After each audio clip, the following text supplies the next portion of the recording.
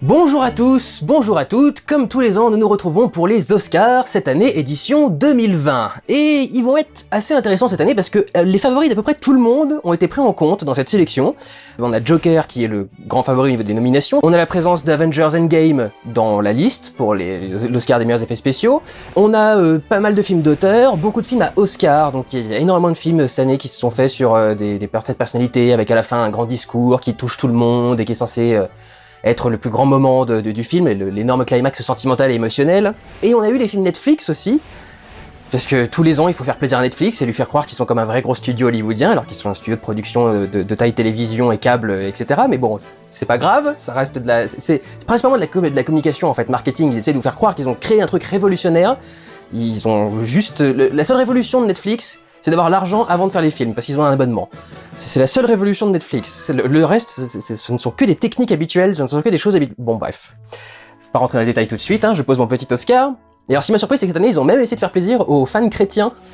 Il y a un film chrétien dans la sélection, alors il est en sélection juste pour la meilleure musique, mais c'est Breakthrough. Je vous en parlerai vite fait parce que j'ai pas vu le film, parce qu'il est sélectionné que pour la musique, donc je me suis dit que c'était pas très nécessaire, mais je pense que je vais le voir et je vais vous dire pourquoi dans quelques instants.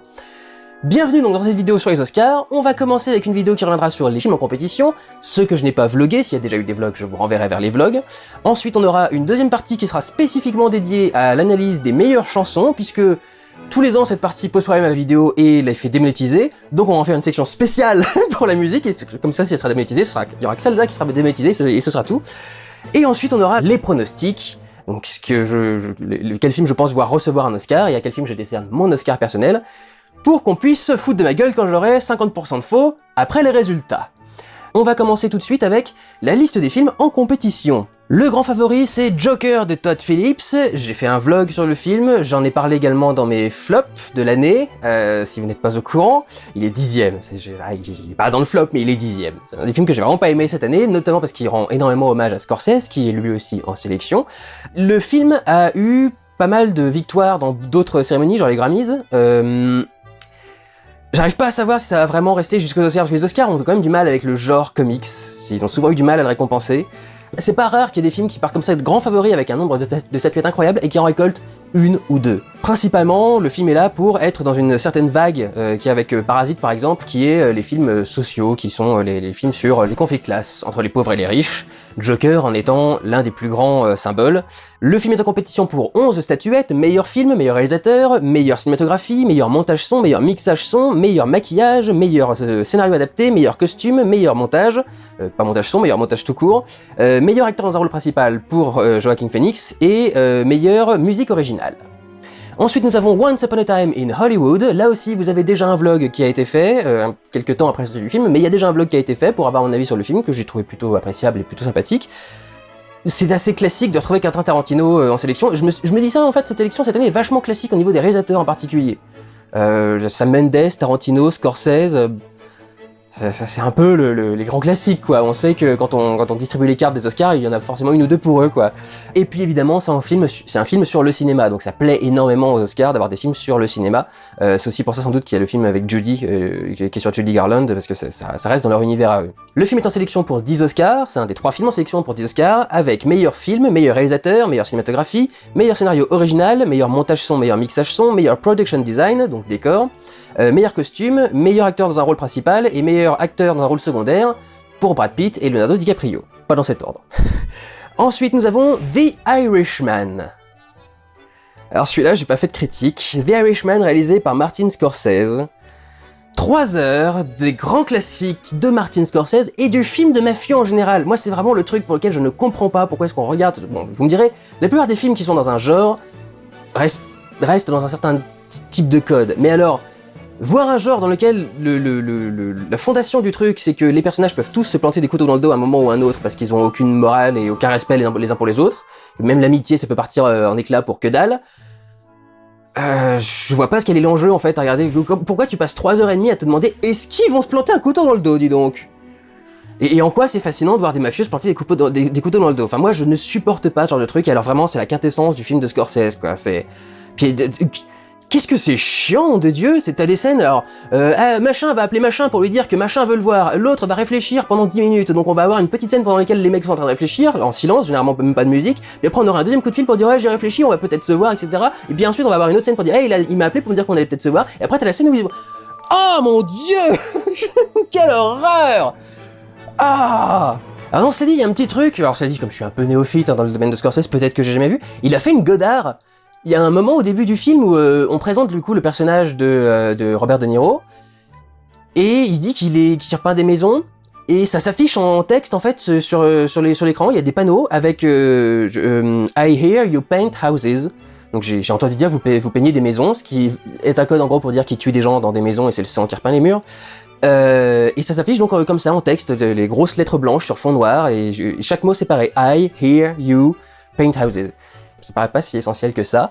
Le film raconté en voix off, avec t'as un plan séquence au début pour te mettre devant le personnage de De Niro qui parle directement à la caméra. Ce qui fait très Scorsese aussi, c'est déjà il adore les voix off, mais avoir un petit brisage du quatrième mur, c'est encore une fois je connais pas assez Scorsese pour dire des trucs comme ça, je devrais pas le faire, mais il me semble que c'est quand même dans son style, quoi.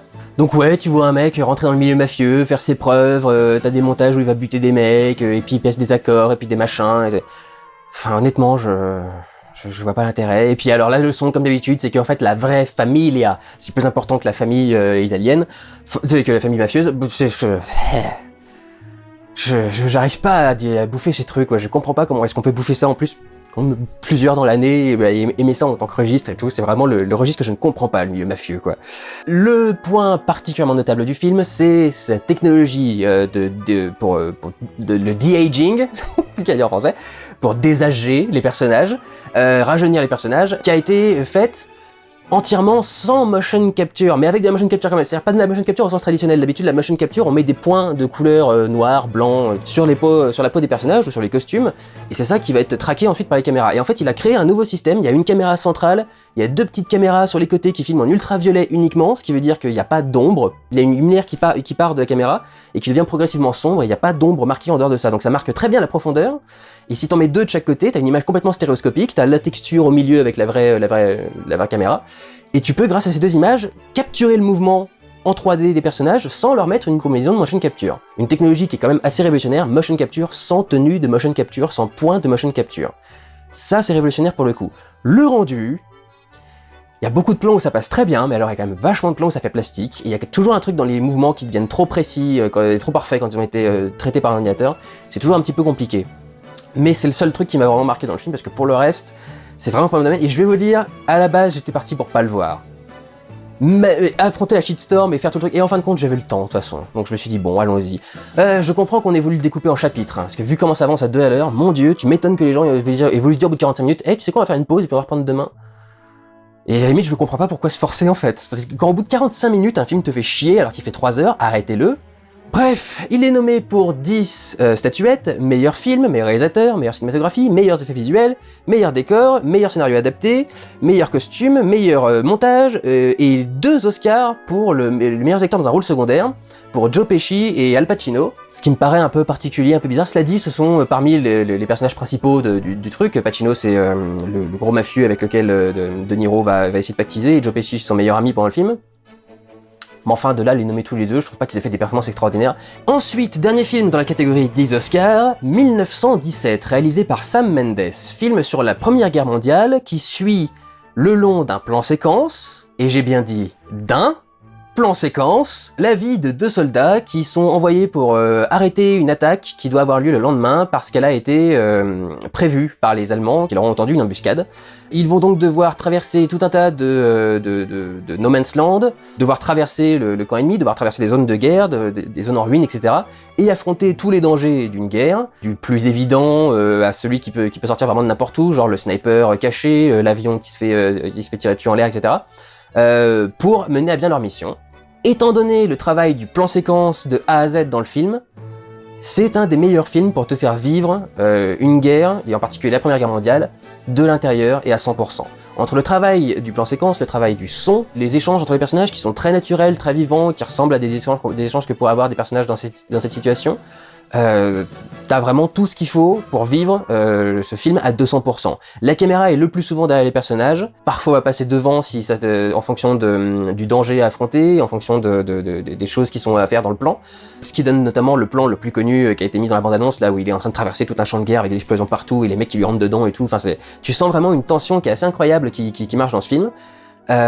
C'est, en toute honnêteté, mon favori de cette sélection. Parce que le film est un vrai tour de force, quoi, pour te faire sentir le truc, mais aussi visuellement. Je veux dire, ils ont travaillé du coup la cinématographie du film de façon assez incroyable, parce que tu peux pas t'arrêter de tourner le plan. Donc il faut vraiment que t'aies prévu des lumières, intégré dans le décor, que t'aies prévu parfaitement le placement des personnages, etc., etc. Et il y a même des scènes qui sont particulièrement belles et oniriques, notamment toute la scène des flares, la scène où il est dans la ville en ruine, et qu'il y a des grands flares qui sont envoyés en l'air, et qu'il y a ces grandes ombres très nettes qui dansent partout sur les murs et autour de lui, et qui, comme les flares tombent un peu partout, et ça danse bizarrement et tout. C'est une scène qui est magnifique, qui fout complètement les boules, parce qu'il est en danger, avec des ombres partout qui essaient de surgir sur lui, etc. Vraiment, c'est une scène de cauchemar, et elle était vraiment très bien foutue. J'ai beaucoup aimé 1917, bien plus que Dunkerque, sachant que les deux films ont un peu la même optique, quoi, et pour un traitement quand même assez radicalement différent. C'est-à-dire que Dunkerque est raconté complètement dans le désordre et ne s'intéresse pas du tout au personnage, 1917 est raconté en plan séquence, tout droit, et est constamment focusé, centré sur les personnages. C'est deux façons de faire, et je suis navré, il y en a une qui marche quand même vachement mieux que l'autre. 1917 est donc le dernier film nommé pour 10 statuettes, la statuette du meilleur film, meilleur réalisateur, meilleure cinématographie, meilleur scénario original, meilleurs effets visuels, meilleur montage son, meilleur mixage son. Généralement les films de guerre les remportent, ces deux-là, parce qu'ils ont souvent un travail du son qui est assez ouf. Meilleur décor, pour reconstituer tout ce qu'ils ont reconstitué, que ça donne l'impression que t'es dans un seul champ, que t'es en train d'avancer sur un truc, enfin c'est magnifique. Maquillage, et meilleure musique originale. La musique effectivement est assez intéressante, il y a tout un tas de petits sons stridents, un truc qui ressemble d'ailleurs un petit peu au début la musique du Joker au début du Dark Knight, cette espèce de violon électrique ou cette guitare bizarre avec une seule note qui est en train de monter constamment en crescendo. Et ce qui met bien en angoisse, ça marche plutôt très bien. Ensuite on va passer au film en sélection pour 6 statuettes. Le premier de cette catégorie, ce sera Jojo Rabbit, réalisé par Taika Waititi, le réalisateur de Thor, donc 3, je sais plus comment il s'appelait, réalisateur de certains épisodes du Mandalorian sur Disney+, qui serait apparemment pour faire un film Star Wars aussi. Vu ce qu'il a donné avec... C'était Thor Ragnarok. Vu ce qu'il a donné avec Thor Ragnarok, le genre d'univers qu'il a créé et tout ça, c'est pas impossible que ce soit un bon mec et qu'il confie Star Wars, Taika Waititi. C'est juste une rumeur pour l'instant, mais on sait jamais. Le film Jojo Rabbit, adaptation d'un livre, se passe pendant la Deuxième Guerre mondiale, on abandonne la 1917 pour passer à 39-45, et suit un jeune garçon qui est dans les jeunesses hitlériennes, qui est totalement fan d'Adolf Hitler, dont il s'est même créé un ami imaginaire. Il a un ami imaginaire qui est Hitler, c'est peut-être pas très français la façon dont je l'ai dit, et il découvre un jour que sa mère, jouée par Scarlett Johansson, héberge et cache une jeune fille juive, une petite fille juive, dans le grenier de la maison. Donc évidemment son monde tombe en dessus-dessous, son meilleur ami Adolphe a tout un tas de conseils à lui donner. Ça a un gros côté la vie est belle, le côté un jeune garçon qui affronte la Seconde Guerre mondiale et ses dangers, ses horreurs, etc., avec son regard d'enfant à lui, avec sa façon à lui de voir les choses. Ça peut être mignon, mais honnêtement je suis pas ultra fan. Je suis pas resté à fond dans le film et je trouve pas que ce soit fascinant. Le film est en compétition pour meilleur film, meilleur décor, meilleur scénario adapté, meilleur costume, meilleur montage et meilleure actrice dans un rôle secondaire pour Scarlett Johansson. Film suivant, Little Woman ou Les filles du Docteur Marsh, la nouvelle tentative d'avoir une statuette pour Greta Gerwig qui n'a pas été retenue pour la liste des meilleurs réalisateurs, meilleures réalisatrices. 4 filles qui font leur vie. L'une d'elles est interprétée par Saoirse Ronan et c'est un peu la leader de la famille, notamment en l'absence de leur mère, qui essaye de se faire connaître pour ses livres, je crois qu'elle a écrit, et qui donc essaye de gérer un peu la vie de la famille, notamment en naviguant entre les divers hommes qui émoustillent ces jeunes femmes, l'un d'entre eux étant Timothée Chalamet, évidemment. Le film est raconté un peu dans le désordre, pour essayer de se donner l'intérêt, je crois, et franchement, je pense qu'il en a aucun, parce que même comme ça, j'ai pas réussi à rentrer dedans et à le suivre. Je déteste le cinéma de Greta Gerwig, je crois. Parce que Lady Bird, j'avais déjà trouvé ça insupportable, mais alors Little Woman, je me suis fait chier. C'est pas insupportable, je me suis fait chier. Il y a vraiment rien d'intéressant à voir, quoi. Le film est en compétition pour meilleur film, meilleur scénario adapté, meilleur costume, meilleure actrice dans un rôle principal, meilleure actrice dans un rôle secondaire, et meilleure musique originale. Marriage Story est réalisé par Noah Baumbach, ou Baumbach, je sais pas comment ça se dit, et suit un couple qui divorce, pas spécialement parce qu'ils se détestent, mais parce que il y a plus de flamme entre eux et ils n'arrivent plus à s'aimer l'un l'autre, etc., etc. Donc, ils commencent à divorcer, et alors qu'ils espèrent à la base faire un truc harmonieux, ils rentrent dans tous les engrenages pour essayer de se pourrir l'un l'autre et de foutre la merde dans les relations. On voit comment est-ce que ça atteint leur relation avec leurs proches aussi, avec leur famille par exemple. Il y a la mère de Scarlett Johansson qui adore son gendre et qui continue à l'adorer alors qu'elle vient de lui dire « mais non, on va divorcer, mais tu veux maman, faut que t'arrêtes maintenant, etc. » Le truc le plus intéressant, sans doute tout ce qui concerne les avocats, notamment avec Laura Dern qui joue l'avocate de Scarlett Johansson et qui est très très douée dans son rôle. Marriage Story, alors j'avais un peu envie d'en parler, c'est assez drôle. C'est le film Netflix pour te dire « regardez, on fait du vrai cinéma, avec un C majuscule ». C'est un film qui est basé sur la performance d'acteurs. Ce sont quasi presque que des plans séquences.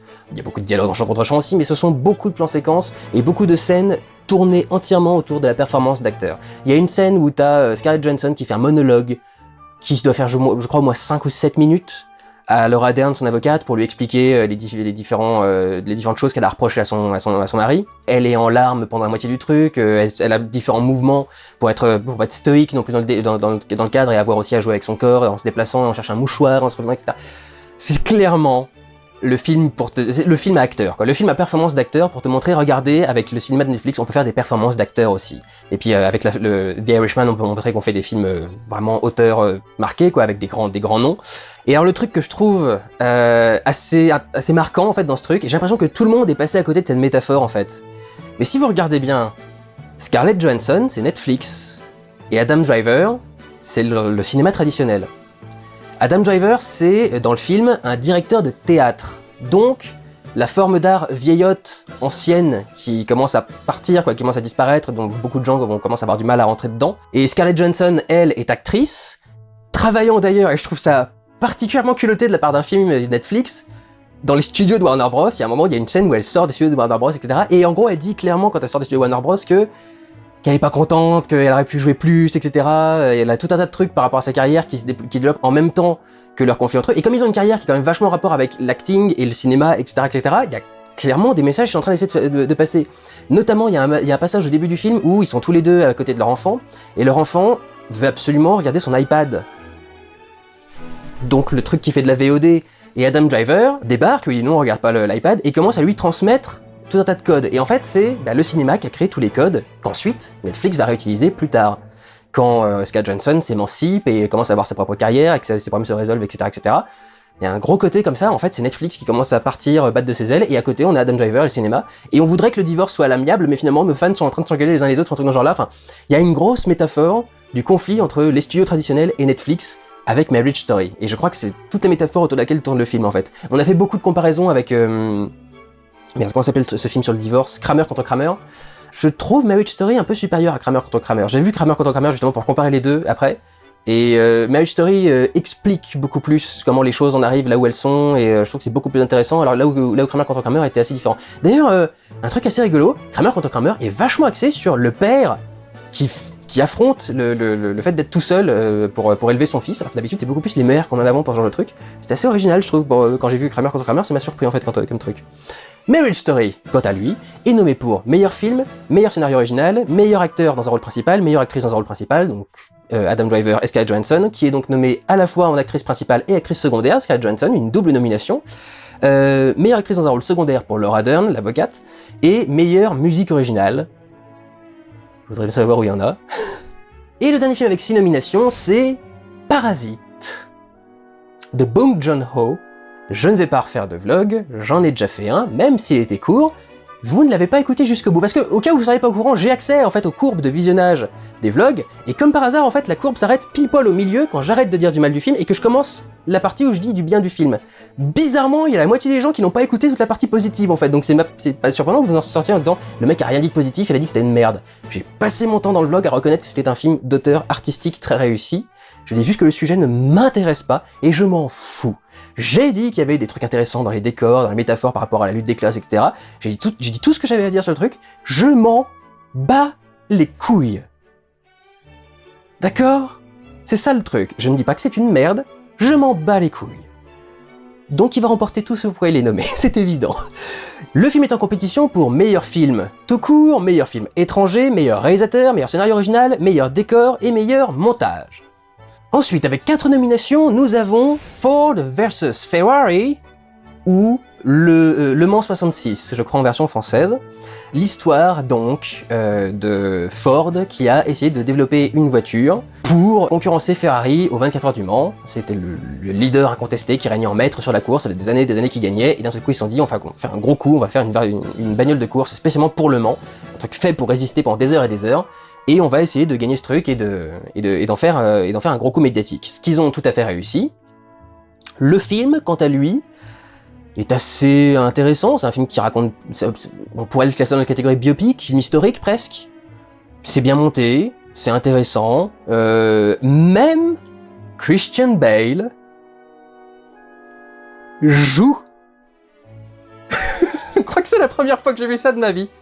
Christian Bale jouait, vraiment jouait. J'aurais cru ça impossible, on l'aurait demandé il y a quelques mois, j'aurais dit c'est impossible. Évidemment, tout le truc est basé sur la vitesse, il y a beaucoup de plans sur la course, mais honnêtement, finalement, je trouve que justement, on ne sent pas si bien que ça la course, en fait. Il y a un passage où il est obsédé, Christian Bale, par l'idée de faire un tour parfait, un tour de circuit parfait. Et il y a un moment où il le fait, et je trouve que la caméra, elle met pas du tout en avant, genre, je m'attendais à voir des plans zénithaux pour le montrer, négocier les virages vraiment au millimètre près, et faire la parfaite courbe, et je crois qu'il doit y avoir un plan comme ça, et tu te rends pas compte finalement trop de ce qu'il est en train de faire. Je trouve qu'au final on l'a pas trop senti, mais on a bien senti le côté motivation, contre la montre, l'envie de devoir aboutir le truc, et puis il y a tous les rebondissements évidemment de l'histoire qui la rendent intéressante parce qu'ils n'arrivent pas du premier coup à construire cette bagnole et tout. Donc il y a effectivement tout un tas de choses intéressantes, reste que le sport automobile c'est vraiment le dernier truc qui m'intéresse au monde. Mon père est ultra fan du Mans. Donc j'en ai bouffé pendant toute mon enfance, je n'ai jamais pu digérer ce truc, je n'ai jamais pu diriger les sports automobiles, il adore la Formule 1 aussi. Ça me sort par les trous de nez, je déteste ça. Donc je m'en fous de voir une histoire là-dessus. Mais j'admets que le film était très bien fait et... Contrairement à Parasite par exemple, avec un sujet qui m'intéresse pas du tout et j'ai pas pu rentrer dedans, là avec Ford vs Ferrari, ouais, je suis à peu près rentré dedans, je trouvais que le truc était plutôt intéressant.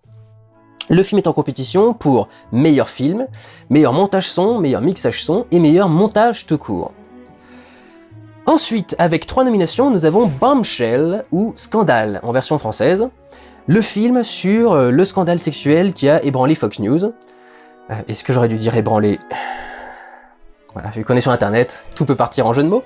Le film réunit Margot Robbie, Charlize Theron et Nicole Kidman, qui incarnent chacune des journalistes et une stagiaire pour Margot Robbie de Fox News, qui ont eu affaire à Roger Ailes, le patron de la chaîne, qui a tripoté pas mal de jeunes filles de la chaîne, notamment pour leur donner des émissions ensuite, en particulier les deux plus adultes, les deux plus âgés de la chaîne on va dire, que sont Gretchen Carlson et Megyn Kelly, qui étaient 2 animatrices phares de la chaîne, qui ont fini par dénoncer le mec. Et donc c'était un peu ça la base du mouvement MeToo. Quand il y a une accusation comme ça de viol, ce qui empêche souvent d'avoir une vraie affaire, c'est que c'est sa parole, enfin la parole de la fille contre la parole du mec, et si une autre femme ne se met pas en avant pour apporter son soutien, pour dire moi aussi, j'ai eu un truc avec ce mec-là, les affaires peuvent pas vraiment décoller parce que c'est il a dit contre tu as dit, quoi.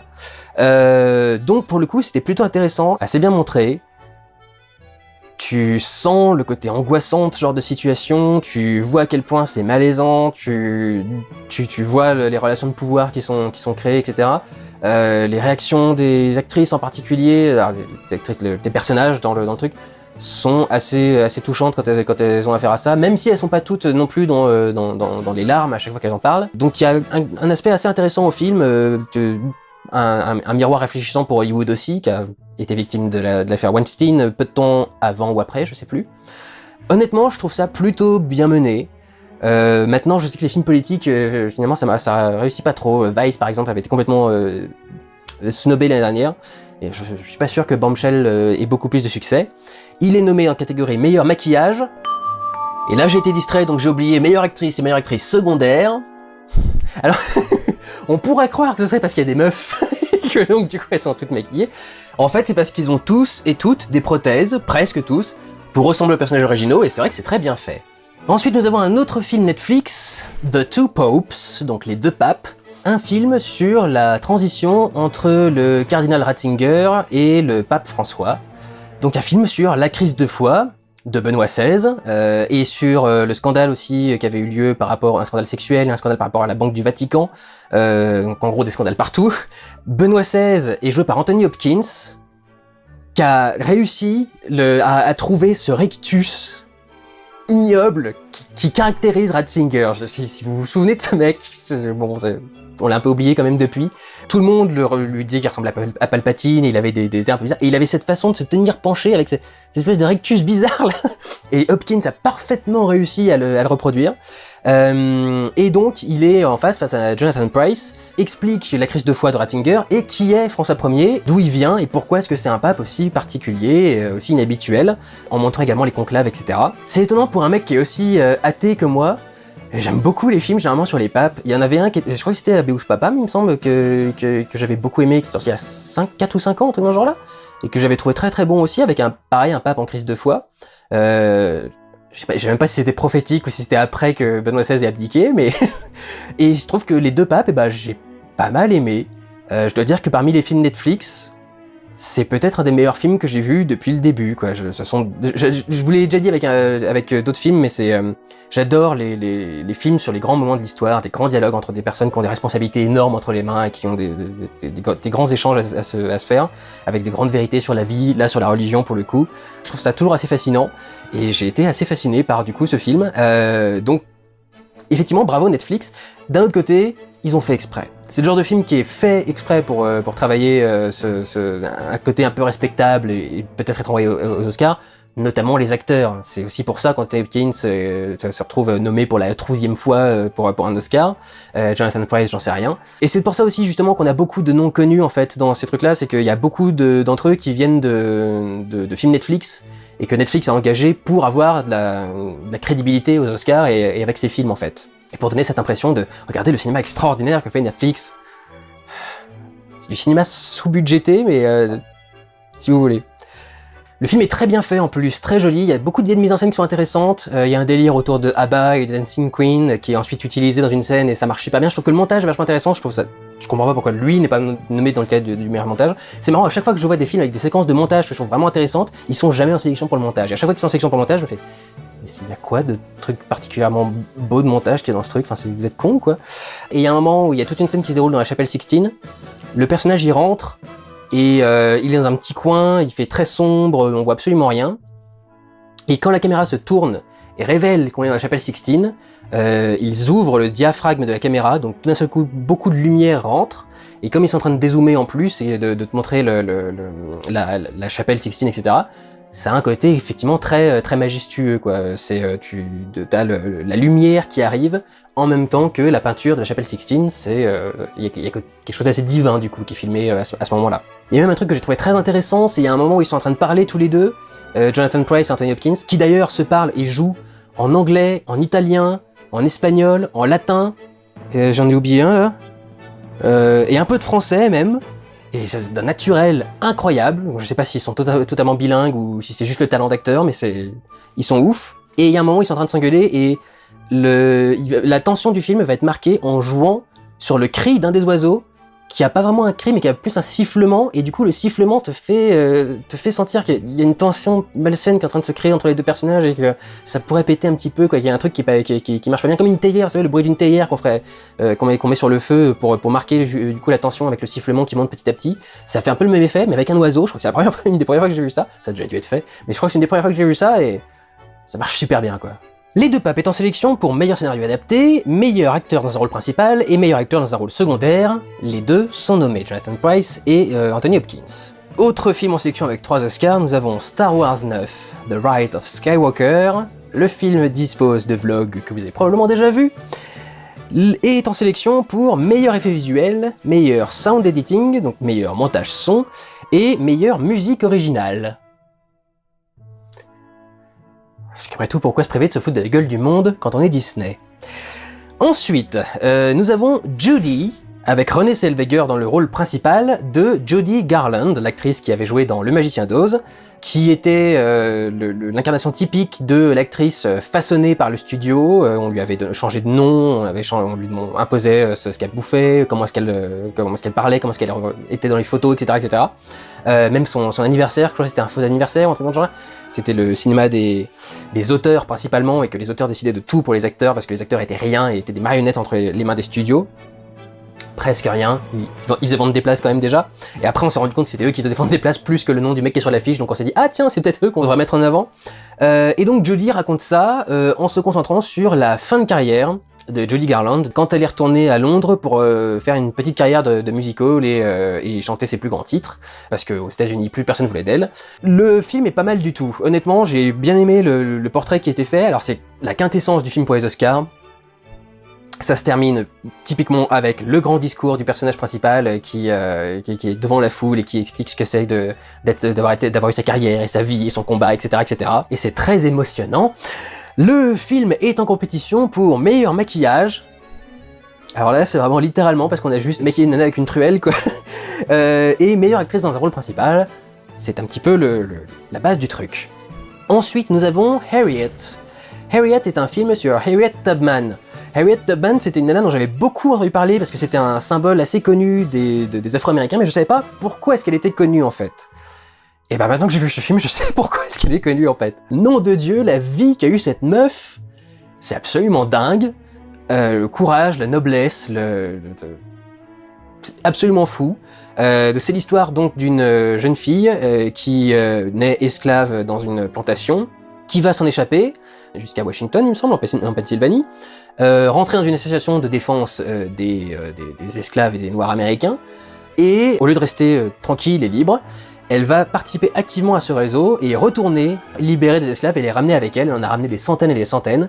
Elle a même participé à des guerres après quand la guerre de sécession a vraiment commencé.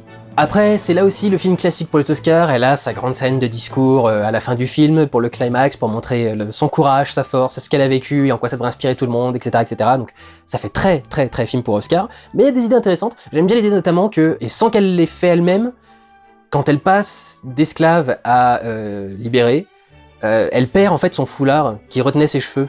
Donc en fait ses cheveux étaient emprisonnés sous son foulard, et quand elle atteint la liberté, ses cheveux sont libérés et elle a ses cheveux afro avec qui font une grosse touffe quand même. Hein. Le truc est vraiment bien libéré, beaucoup de volume, et ils sont complètement libérés une fois qu'elle s'est libérée. Je trouve que le symbole était très très joli à ce niveau-là. Il y a un petit truc, il y a une scène entière qui repose sur le fait qu'une femme passe pour un homme. Quand on fait ce genre de scène, ce serait bien d'avoir des actrices qui pourraient passer pour des hommes, parce que là, c'est pas crédible 2 secondes. Mais bon. Harriet est nommée dans la catégorie meilleure actrice principale, pour Cynthia Erivo qui joue donc Harriet Tubman, et également pour la meilleure chanson originale, avec la musique Stand Up. Ensuite, nous avons Pain and Glory, ou, en version française, Gloire et Douleur, ou en version originale, Dolor y Gloria. Alors c'est probablement un des films les plus personnels de Pedro Almodóvar dans une filmographie de films très personnels. Il revient sur un réalisateur qui est en, je sais pas, crise de la quarantaine ou truc dans ce genre-là, qui est en train complètement de se remettre en question, qui a eu une vie très particulière parce qu'il a beaucoup d'angoisse et beaucoup de choses dans ce genre-là qui l'ont un petit peu bloqué. Il a fait quelques films, mais il est même pas ultra fan de sa carrière, il s'engueule avec certains acteurs, etc., etc. Et à l'occasion de la présentation d'un de ses films qui a été restauré, il va renouer les contacts avec tout un tas de personnes, et ça va un petit peu chambouler sa vie et il va soulever des questions qui n'ont pas été soulevées depuis des années et des années. À mon sens, le plus intéressant dans le film, c'est la partie sur l'enfance, parce que vraiment des trucs qui a beaucoup marqué Almodóvar. La mauvaise éducation, par exemple, c'était un film qui était très marquant, mais ce qui me semble le plus intéressant, c'est les passages sur l'enfance et la révélation qu'on a dessus à la fin du film, qui je trouve était plutôt joli et marchait assez bien, et à mon sens fait encore plus le rapprochement avec Pedro Almodóvar. Cela dit, grosso modo, le film consiste à regarder un mec un peu en déchéance, en train de fumer du crack. Pas le meilleur Almodóvar. Je suis pas tout à fait fan d'Almodóvar, il y a des films de lui que j'aime beaucoup.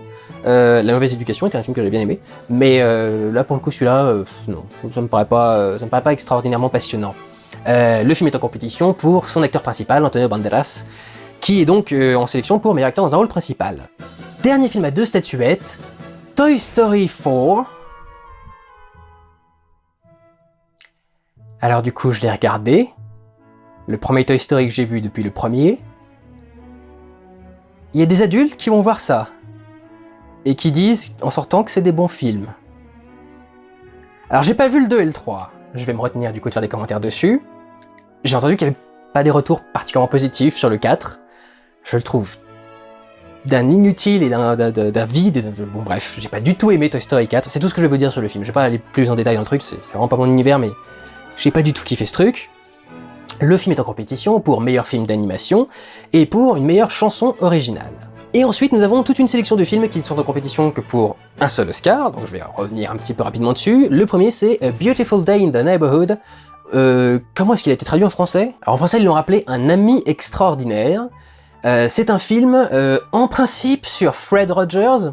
Fred Rogers, qui était un animateur d'émissions pour enfants, on va dire un équivalent de Sesame Street, ou un truc dans ce genre-là. La personne la plus gentille et adorable de la télévision. Il parlait toujours avec une petite voix, et son truc c'était « Hello neighbor »,« Bonjour les voisins », etc. Et il avait tout un petit d'histoire, et c'était très simple, très désuet. Et alors, ils ont fait un film sur lui. Le film sur lui est basé sur un article qu'avait écrit un journaliste quand il a rencontré ce mec-là, parce que rencontrer ce mec-là a changé sa vie, parce qu'il était en plein déboire sur je sais plus quoi, des déboires sentimentaux, déboires au niveau de sa carrière d'écrivain, de journaliste, et on lui a imposé de faire l'interview de ce mec, et il a vu ce mec qui était adorable, et le mec lui a fait parler de son père, de sa jeunesse, de machin, etc. Et donc il lui a aidé à faire la paix avec des éléments de sa vie, etc., etc. Donc c'est un film sur l'influence qu'a eu Fred Rogers sur les gens. Mais du coup, c'est pas du tout un film sur Fred Rogers, donc pour moi, c'est de la publicité mensongère à 200%, et je déteste le genre de films qui font ça. Et le film est au courant d'ailleurs qu'il fait ça parce que l'article est écrit pendant le film, et il y a la directrice du journal qui le regarde et qui fait « Ça parle pas beaucoup de Fred Rogers quand même ». Et le mec fait « Ouais, mais c'est ce que j'ai écrit ». Je sais pas, je trouve ça un peu particulier de tourner le truc comme ça. Très nombriliste quand même. Le film est en compétition pour le meilleur acteur dans un rôle secondaire, pour Tom Hanks, qui joue donc Fred Rogers, le personnage principal du film. Tout le film est organisé, en fait, reprend un peu l'habillage de l'émission, parce que quand ils font des extérieurs, quand ils vont d'un endroit à l'autre, c'est des plans sur les maquettes de l'environnement de l'émission Beautiful Day in the Neighborhood qui sont utilisées, c'est des petites maquettes un peu colorées, etc. Et petit à petit, en fait, plus le film avance, plus on voit les vrais trucs, et ensuite on revient vers le truc de Fred Rogers parce que on retourne dans son univers à lui, et il a résolu les problèmes.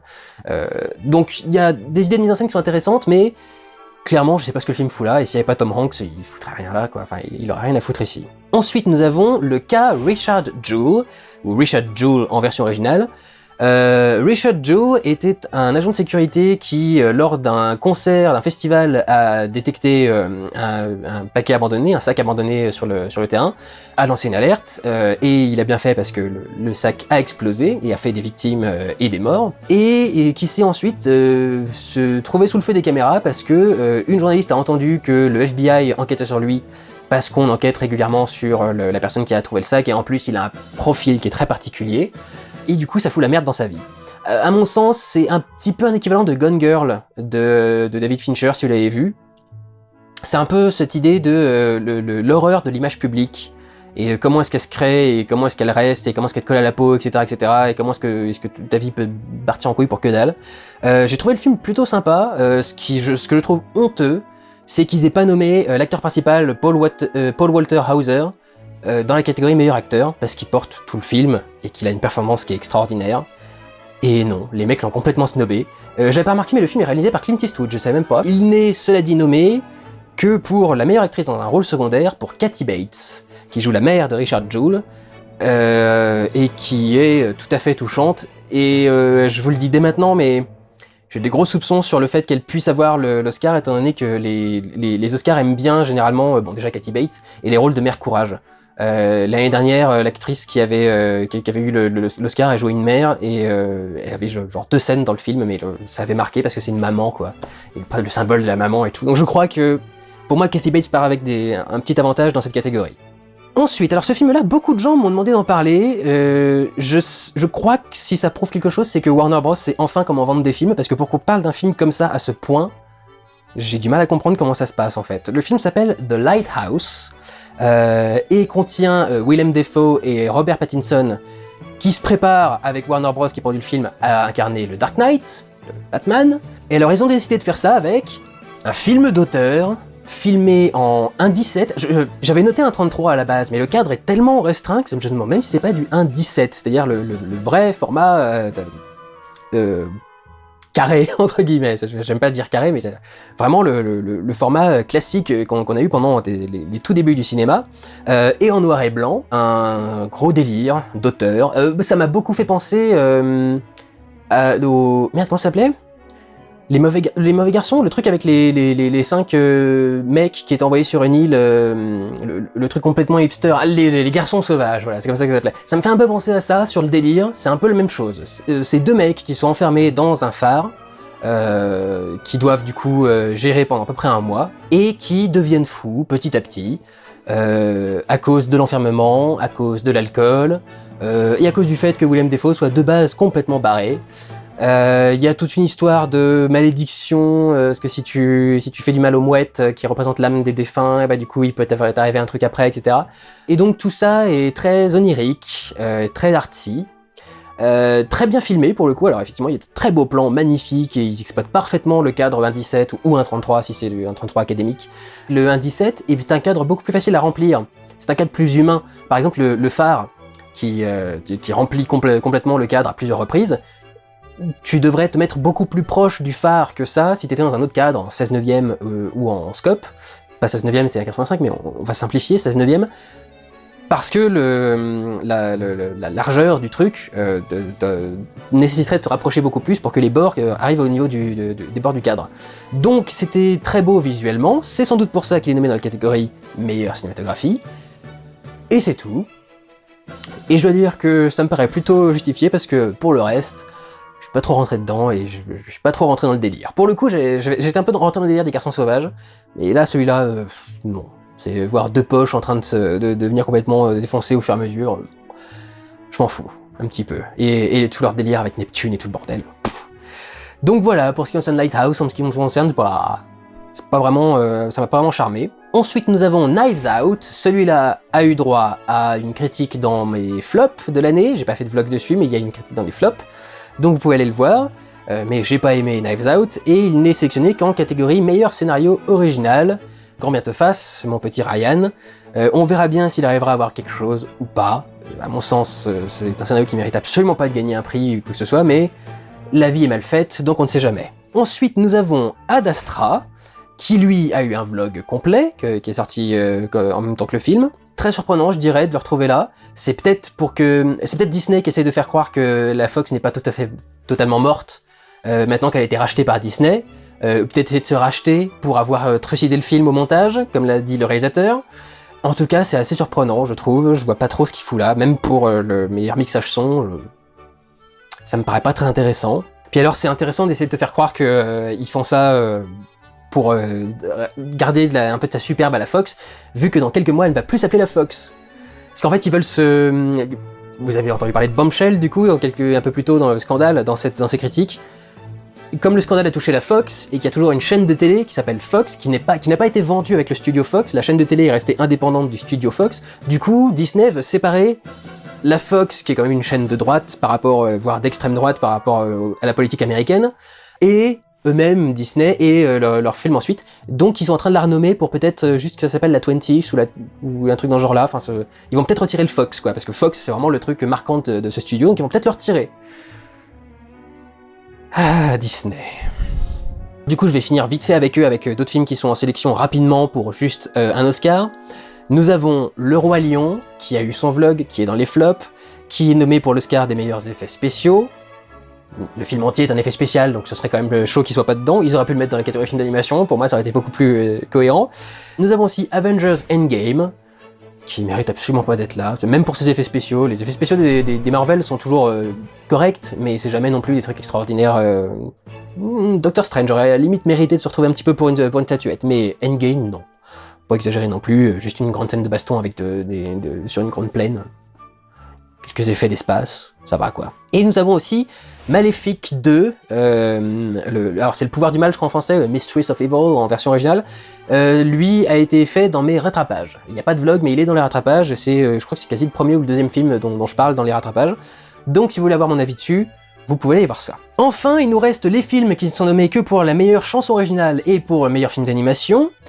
Pour la meilleure chanson originale, on a Frozen 2, donc La Reine des Neiges 2, qui est en compétition pour la meilleure chanson originale. Peut-être qu'ils essayent de faire le nouveau Let It Go, ou un truc dans ce genre-là. Je n'ai pas vu le film. Je suis très honnête, c'est juste pour une chanson, j'ai pas vu le film, et comme j'ai déjà pas aimé le premier La Reine des Neiges, j'ai pas du tout envie de voir le deuxième, donc j'ai pas vu celui-là. On retrouve également Rocketman, qui lui a eu un vlog et qui était dans mes tops de l'année, qui est nommé également pour une chanson originale, la seule chanson originale que Elton John a composée pour le film, il me semble. Et alors celui qui m'a surpris dans la sélection de cette année, c'est le film chrétien Breakthrough. Breakthrough, alors je ne l'ai pas vu non plus, c'est l'histoire, parce que c'était juste en compétition pour la musique, j'écouterai juste la musique, c'est l'histoire d'un garçon qui est en train de faire le con sur la glace, soit il fait du patin, soit il fait autre chose, et il traverse et il fait une hydrocution, une hypothermie, et il est en principe déclaré mort. Mais on arrive à détecter un faible battement cardiaque, donc on va le soigner, et en fait, le film, c'est la mère qui est en train de prier pour que son fils aille mieux. Grosso modo, c'est quasi que ça. Ça me surprend un petit peu qu'on en parle dans ce truc-là. Le truc, c'est que j'avais déjà entendu parler de ce film, je connaissais déjà un petit peu, parce que la réalisatrice du film, Roxanne Dawson, était une actrice de Star Trek, la version Voyager. Elle jouait la Klingon, l'hybride humaine Klingon de l'équipe. Et depuis, elle est partie faire réalisatrice parce qu'elle avait réalisé beaucoup d'épisodes de Star Trek Voyager, certains d'autres saisons d'ailleurs, Enterprise aussi elle en a réalisé, puis je crois qu'elle est revenue pour du Discovery, etc.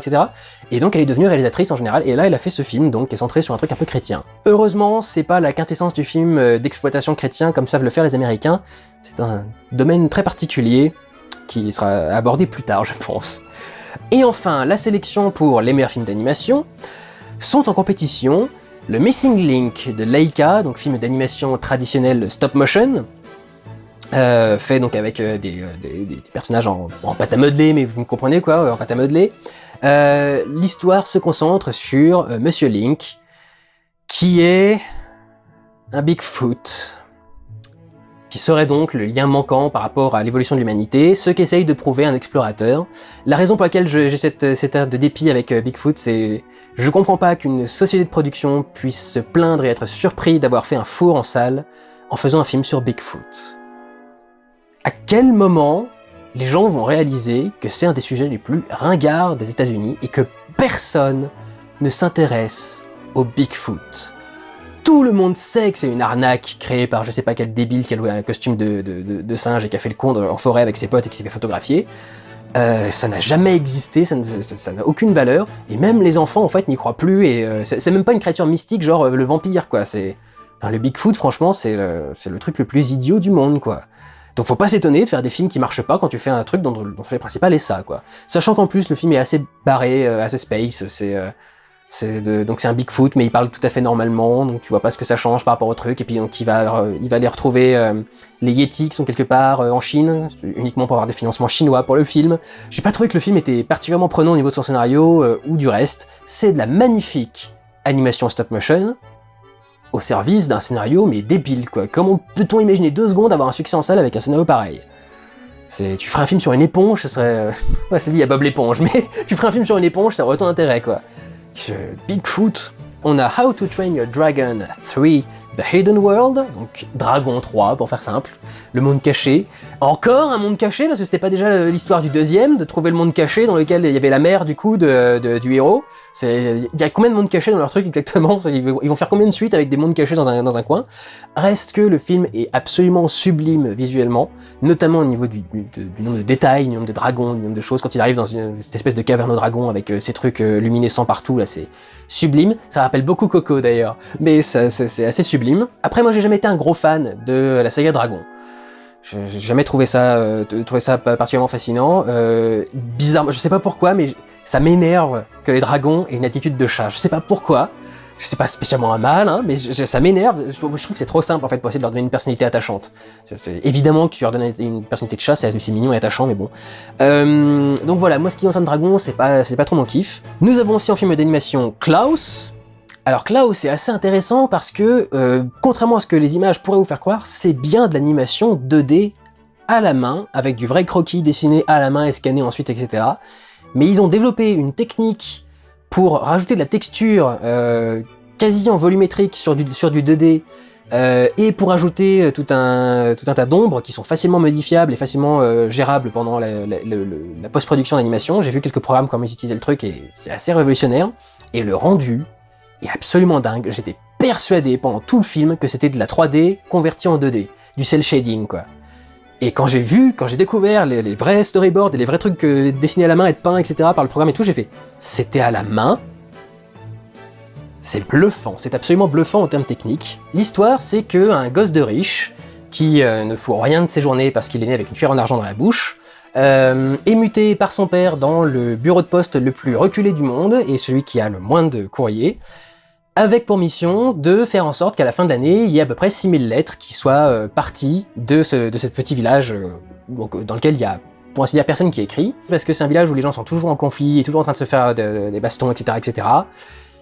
Et il va faire la rencontre d'un vieux monsieur qui s'appelle Klaus, qui vit un peu isolé, qui fabrique des jouets, et par tout un tas de quiproquos et d'aventures rocambolesques, les deux personnages vont commencer à s'associer pour distribuer des jouets aux enfants du village et essayer du coup de faire disparaître ces conflits incessants qui foutent le truc à feu et à sang, et par la même occasion vont développer l'histoire du Père Noël.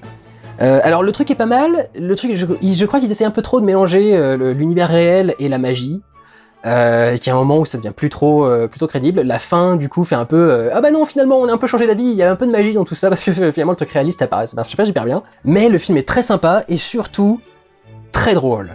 Je me suis beaucoup marré devant ce film. Il y avait beaucoup de répliques et beaucoup d'événements, enfin d'éléments qui étaient mais à mourir de rire. Et ça fait partie des rares fois où j'ai vraiment ri à gorge déployée devant un film, quoi, rire à voix haute.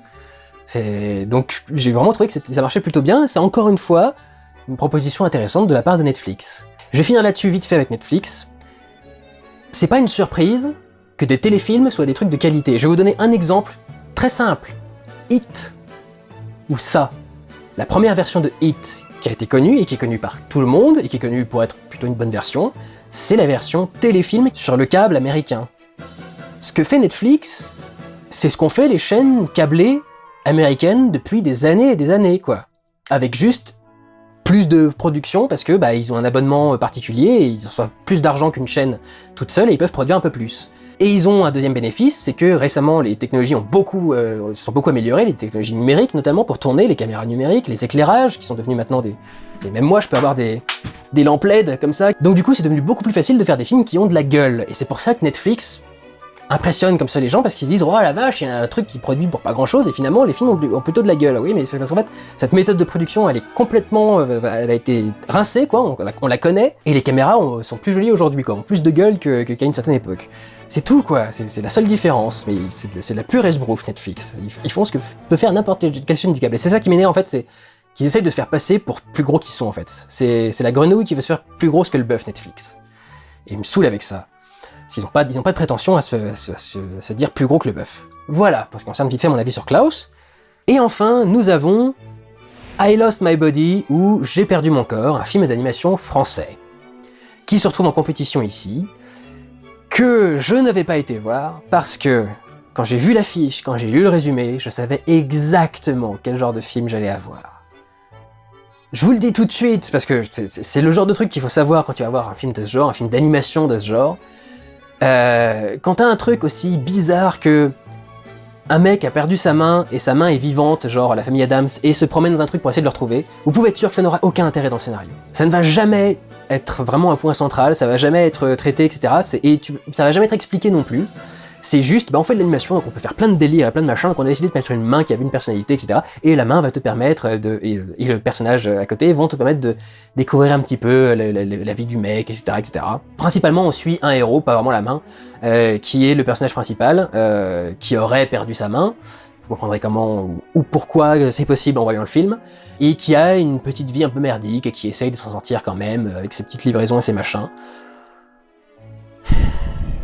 C'est pas le genre de film qui marche sur moi. C'est pas du tout une merde, mais en termes d'animation, c'est le genre de film qui arrive pas à me capter parce que j'ai rien pour m'accrocher en fait. J'ai aucun truc sur lequel me raccrocher. Tu suis juste une histoire qui te paraît pas fascinante. S'il y avait pas la main à côté, tu verrais pas l'intérêt de l'histoire. Puis honnêtement, je suis pas fan du personnage. C'est le mec devient un peu fasciné par une meuf qu'il rencontre au hasard d'une de ses livraisons.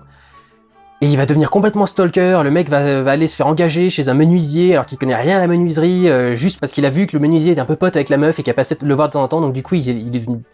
Et il commence à mentir sur tout le truc et tu fais mais mec, comment se compliquer la vie pour que dalle?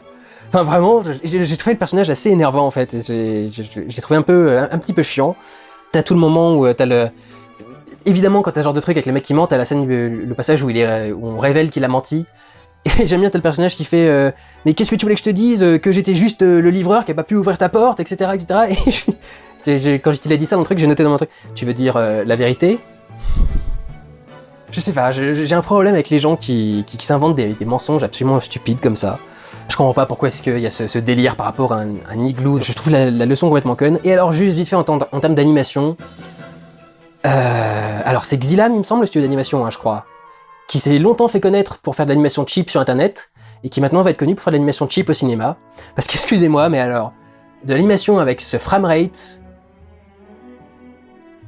honnêtement moi je la sors pas en salle. C'est un truc réservé pour internet. Il y a des scènes où t'as un personnage qui doit se lever, ou alors se retourner, un truc dans ce genre là, et t'as genre 3 images différentes réparties en 3 secondes pour montrer le retournement, quoi. Une pause pendant 1 seconde, une deuxième pause pendant 1 seconde, et une deuxième pause pendant 1 seconde.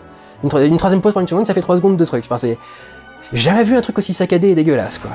Voilà, alors ça c'était toute la sélection des films que j'ai pu voir, donc que j'ai regardé. Il manque tous les films documentaires, il manque tous les courts-métrages, et il manque la section des films étrangers, notamment avec Les Misérables, le film français en compétition, parce que la plupart ne sont pas disponibles et j'ai pas pu les voir pour donner un avis dessus, donc je n'ai pas fait la catégorie film étranger, même si je lui remettrai un Oscar, parce qu'étant donné la sélection, il y a quand même de grosses chances de connaître le vainqueur. Maintenant que tous ces films sont présentés correctement, on va pouvoir passer à la deuxième partie, la réaction aux chansons qui sont en compétition pour l'Oscar, et quand on aura fini cette vidéo qui sera démonétisée, on passera au pronostic. Je vous retrouve donc tout de suite pour la partie meilleure chanson. Prenez soin de vous, allez voir des films, ciao!